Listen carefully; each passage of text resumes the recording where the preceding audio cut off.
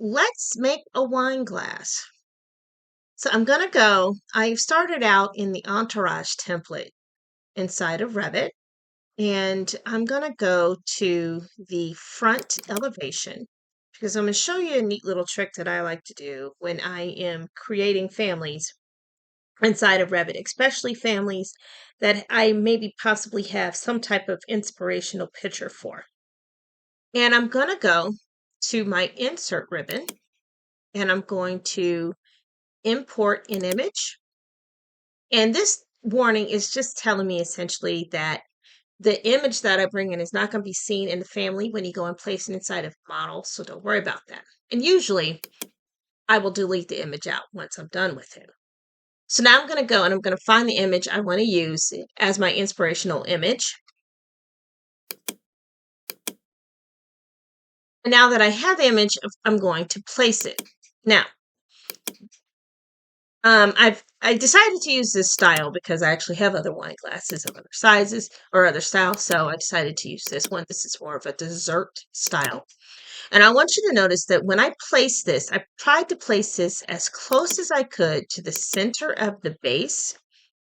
And actually, I feel like I need to move it over a little bit and place it there. Now, the other thing I'm going to do is I'm going to move it down so that where this hits and starts to go back around the other way, I'm going to click and move it down as well.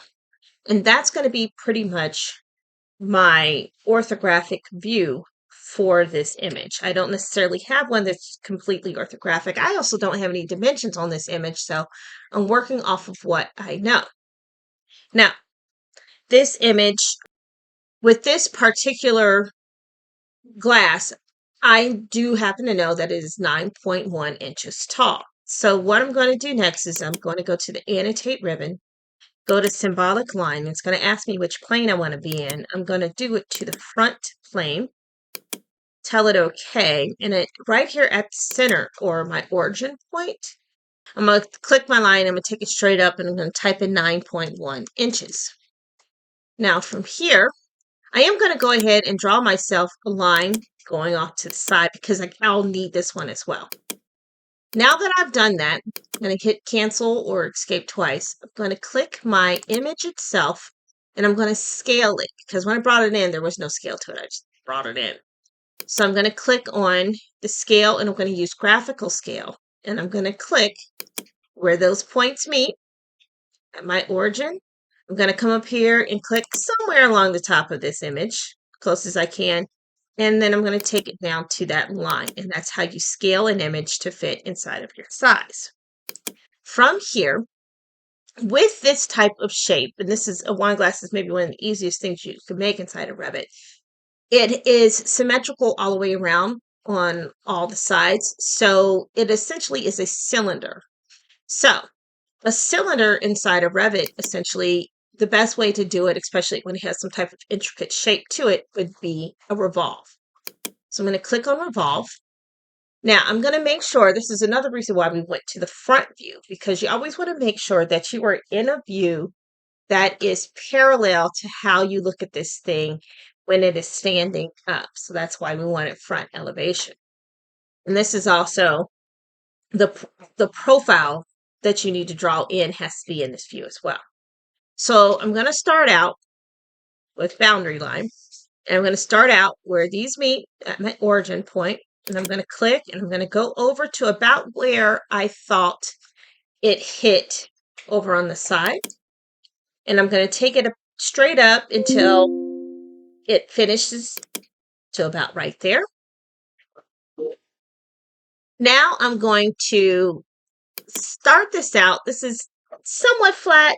It's got a little bit of a groove into it with the way that this is built. So I'm going to go to the arc tool and I'm going to go ahead and it's just going to be the slightest arc I could do.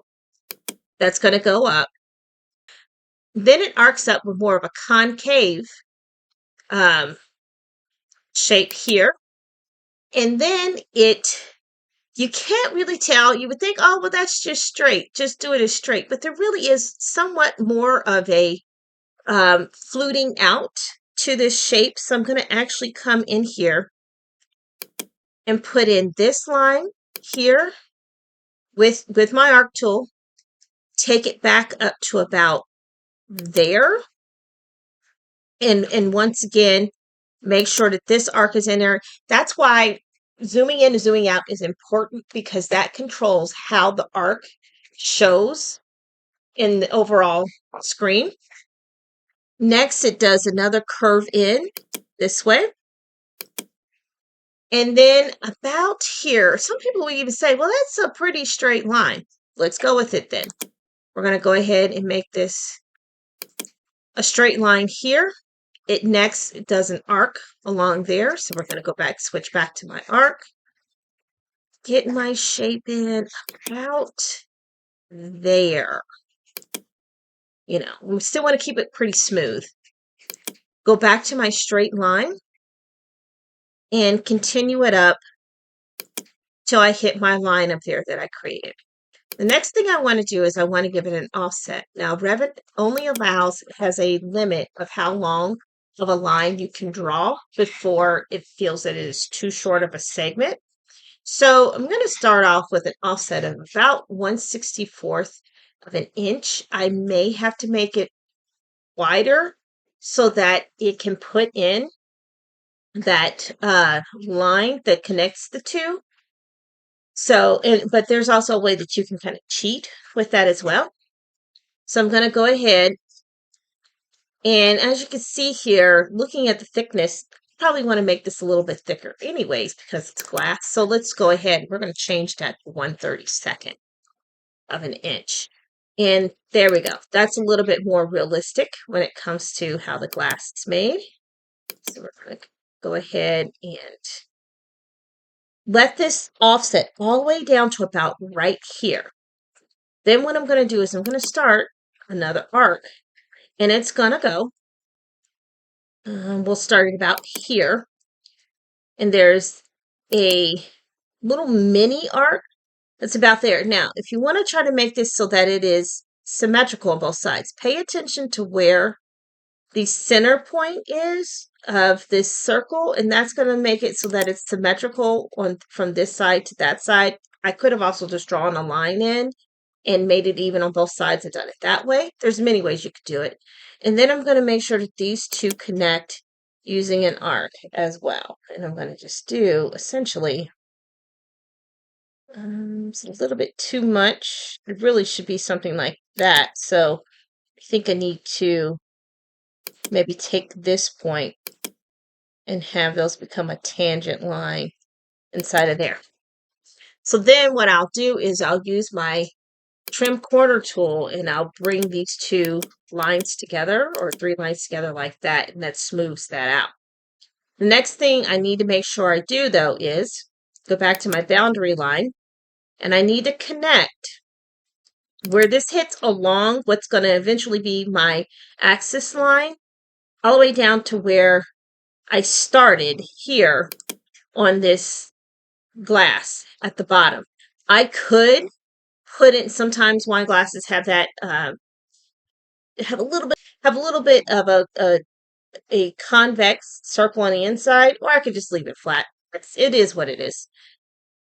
I'm going to also come back up here, and I'm going to want to make sure that these two connect. I'm going to take this line straight across, and you'll notice that it's going to go ahead and let me make the line. It thinks 1/32. It's fine, so we'll go ahead and put that in, and then I'll just use my trim corner tool to make sure those come together, because this must be an enclosed profile like everything else. The last thing I want to do is going to go to axis line. I'm going to draw this line and make sure that it is vertical along my midpoint line, 90 degrees, because that's what it's going to rotate around. And there's a reason why I went ahead and did an offset and cut that, because if I had not, and I had taken this all the way to the midpoint line and straight down, it would have made it solid as opposed to having a hole in it. So there's a difference there. So now I'm going to hit the check mark.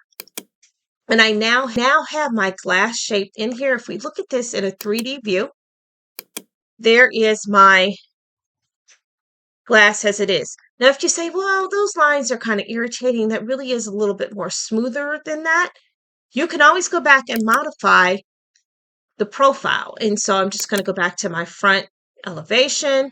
And here's what's happening. And you can see it here where it starts to dip in as opposed to being straight. So you just need to fix that. Say edit revolve. And really, I feel like maybe this line should come to here that way. And same thing up here should come to about there that way. And then let's use this tool here, the fillet arc tool. And we will click those two lines and let them come together to be a little bit smoother.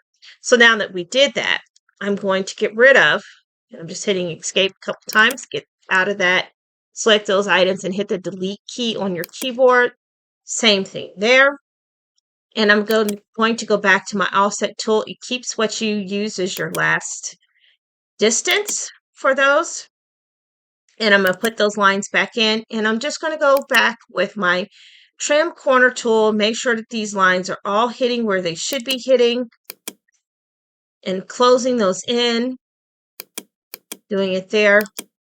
And now we have a different wine glass. And now you can see it's a lot smoother because we didn't have those pinch points happening, if you will, on this glass. And there it is.